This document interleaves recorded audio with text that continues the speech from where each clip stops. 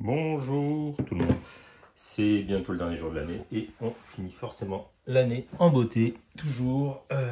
Donc là j'ai acheté une nouvelle montre bien entendu, mais surtout le premier exemplaire de Michel Vaillant où il ressort la collection intégrale. Donc étant complètement fan de Michel Vaillant, c'était un peu obligé que j'achète ça.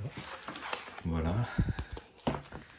Donc je sens qu'il va y avoir la lecture. Donc il y a bientôt le tome 2 qui sort. Alors celui-là je l'ai déjà, mais je pense que je vais encore craquer. Et donc là, sur le premier, il y avait en plus Michel Vaillant, le pilote, la légende. Enfin voilà, un petit hors-série en plus par Hachette. Donc tout ça c'est proposé par l'équipe.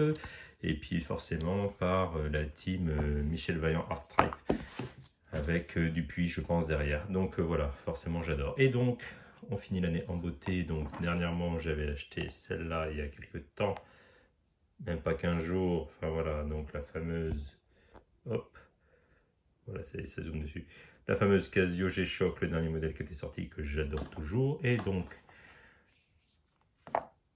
là, nous allons voir une montre qui va aller sur ce bracelet Martini Racing. Donc je n'ai pas acheté la Yema Michel Vaillant, le modèle ne me plaît pas. Donc j'ai acheté ce modèle qui est ni plus ni moins que la nouvelle Seiko Speed Timer avec le mouvement V192. Voilà, donc je l'ai pris en bleu car j'adore cette couleur, vous n'êtes pas sans savoir.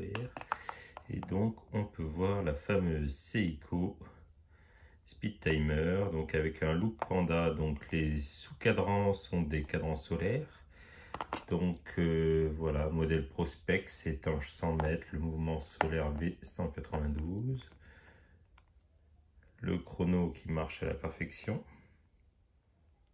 Après c'est une Seiko, il n'y a pas trop de doute à avoir. Donc c'est une montre qui m'a tapé dans l'œil déjà de par son look assez rétro. Certains diront qu'elle ressemble à comment dire, la Daytona de Rolex. D'autres diront une Omega Speedmaster. En fait en bleu elle ressemble surtout à une Seiko. Ça dépend vraiment des couleurs. Là je trouve que en fait l'identité est propre à Seiko. Beaucoup vont trouver des idées à droite, à gauche, mais en fait pour moi ça reste une Seiko. Seulement c'est une Seiko de très bonne facture. Ils ne sont pas les mettre en mouvement automatique pour rester abordable. Nous sommes sur un prix de 690 € et surtout sur un boîtier de 39 mm, donc très vintage. Et il existe d'autres couleurs qui lui donnent vraiment un côté rétro. Là je trouve que ça lui donne un petit côté rétro futur. Elle est bleu métal. On va voir la lumière. Elle est bleu métal, mais elle a vraiment une touche vintage. Donc forcément, elle va aller sur ce bracelet dans les prochains jours Martini Racing pour aller complètement avec le cadran. Voilà, je vous souhaite de bonnes fêtes de fin d'année. Moi, je pense que j'ai ma lecture pour ce dernier jour. Hop là, je fais le point. Et donc voilà, avec ma nouvelle montre également.